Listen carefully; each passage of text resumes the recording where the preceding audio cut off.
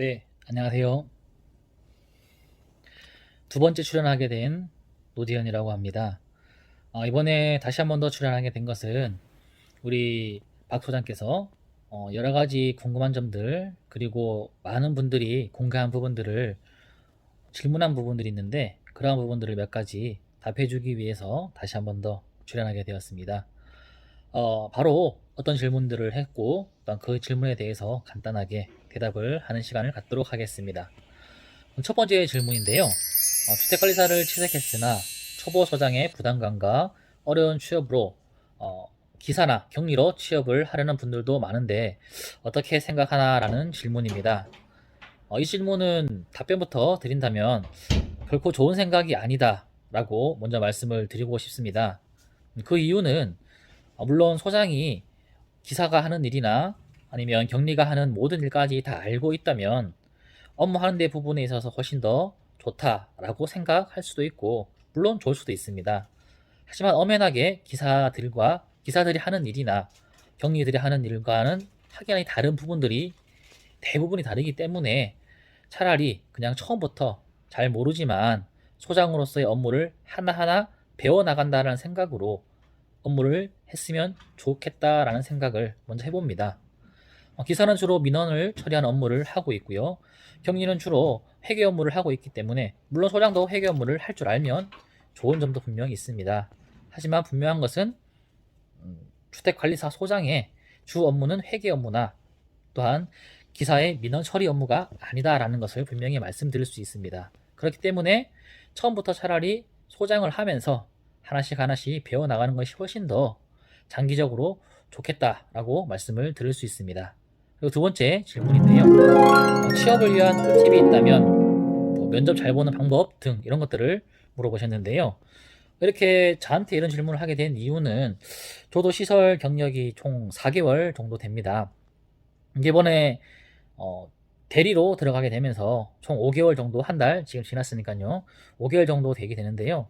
짧은 기간임에도 불구하고 시설 대리라는 직책을 가지게 되었는데 실제로도 제가 이제 이번에 면접을 보고 들어가는 곳 아파트가 롯데캐슬 아파트인데요.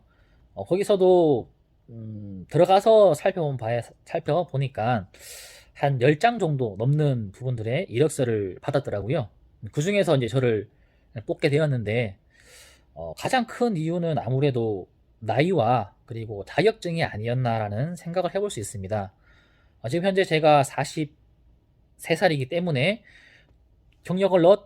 이력서를 넣었던 많은 사람들에 비해서는 나이가 그렇게 많은 편은 아니었습니다. 그리고 또한 뿐만 아니라 요구하는 자격증이 있었는데요. 우선은 대리를 뽑을 때 그쪽에서 요구했던 자격증은 소방 보조, 그리고 전기 보조, 그리고 내년 4월부터 시행되게 되는 기계 종사자 자격증 초급 걸 수 있는 사람이었습니다. 한마디로 소방과 또한 전기와 기계 자격증을 다 갖추고 있는 사람들을 기계 자격증을 갖추고 있는 사람을 뽑는 거였습니다. 그리고 그 중에 또 한 가지 어떤 게 있었냐면 조금 다른 곳과 특이하게 4년제에 나온 사람을 뽑는다라는 것으로 또 이렇게 했더라고요. 그래서 제가 이력서를 한 장 한 장씩 다 살펴보게 되었는데 대부분이 이제 뭐 4년제 나오신 분들은 거의 없었고요. 또한 자격증을 기계 종사자 자격증을 걸 수 있는 분이 또한 많이 적었습니다. 그렇다 보니까 저를 뽑지 않았나라는 생각을 해봅니다. 작았던 나이와 또한 자격증을 갖추었던 것이 아무래도 경력은 짧았지만은 또한 시설 대리로서 빠르게 갈 수 있는 길이 아니었나라고 생각을 해봅니다.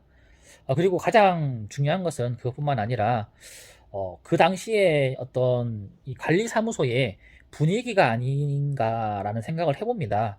지금 제가 다니고 있는 회사도 물론 관리사무소마다 각자 분위기가 다 있겠지만은 현재 그 관리사무소에서 요구하는 그러한 분위기 속에 제가 가장 적합하지 않았나라는 생각을 해보게 되었습니다. 그렇기 때문에 제가 생각하기에는 만약 내가 지금 새로운 것을 취업을 원하는 분들이 계신다라고 한다라면 많은 곳으로 지원을 한번 해보는 것이 좋지 않을까라는 생각을 해봅니다. 저도 다른 곳에 10여 곳이 넘는 곳에 이력서를 넣어봤지만은 한 군도 연락이 안 왔는데 이번에 이제 4월 달이죠. 4월 달, 3월 달이네요. 3월 달 그때쯤 분위기가 좀 많이 반전된 것 같아요. 주로 이제 기계 종사자 자격증을 요구하는 곳들이 부쩍 많이 늘었다라고 볼 수 있을 것 같습니다. 그래서 많은 분들이 뭐 설비 보전 기사를 가장 많이 본다라고 이렇게 하고 계시더라고요. 물론 저도 이제 설비 보전 기사를 합격했기 때문에 그렇게 말씀을 드릴 수는 있고 또 이렇게 취업을 한 것 같습니다.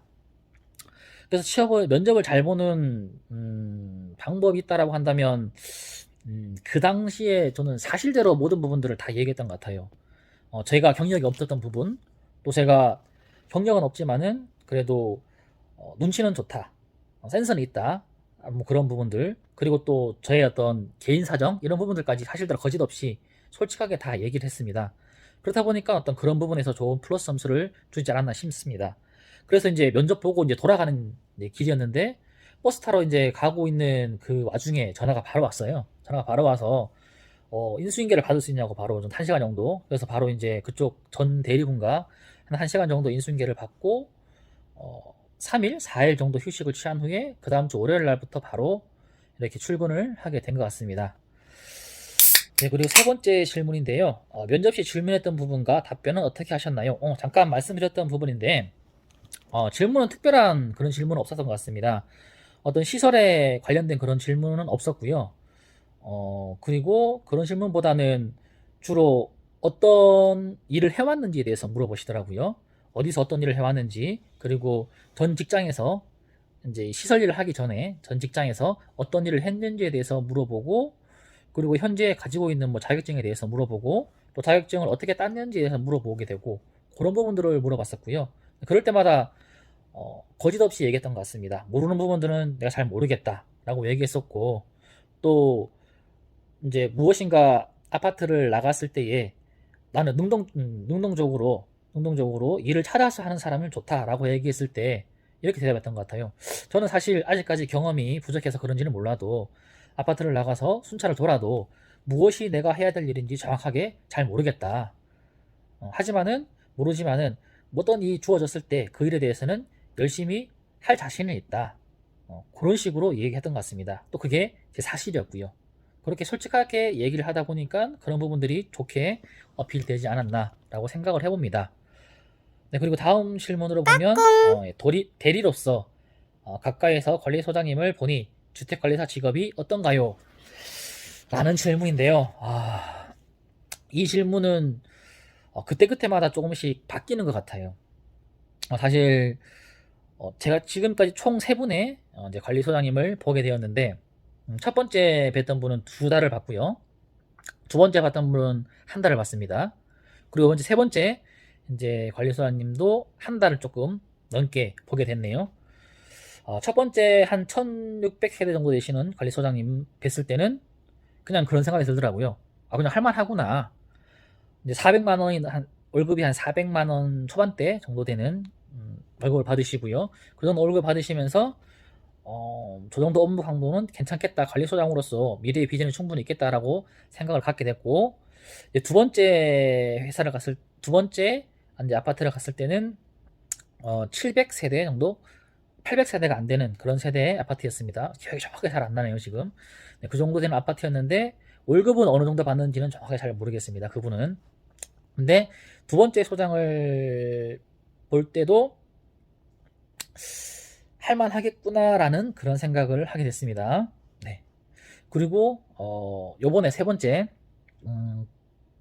소장을 뵐 때는 힘들겠구나 라는 또 생각을 하게 되었습니다. 그리고 또 뿐만 아니라 시시각각으로 변하는 것 같아요. 네. 어떨 때는 할만할 것 같다, 또 어떨 때는 힘들 것 같다. 소장으로서 업무가 주로 악성 민원이라고 하겠죠.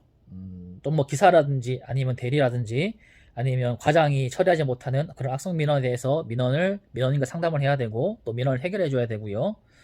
또 뿐만 아니라 이제 입주자 대표 회의라고 해서 이제 매달 대표 회의를 하게 되는데 그 대표 회의에 가서 이제 대표분들에게 상의를 하고 또 보고를 하고 그에 대한 피드백을 받고 또 그 피드백 받은 부분들을 또 해결해 나가고 뭐 이런 부분들에 대해서 또 어떤 많은 분들이 그런 얘기를 또 많이 하더라고요.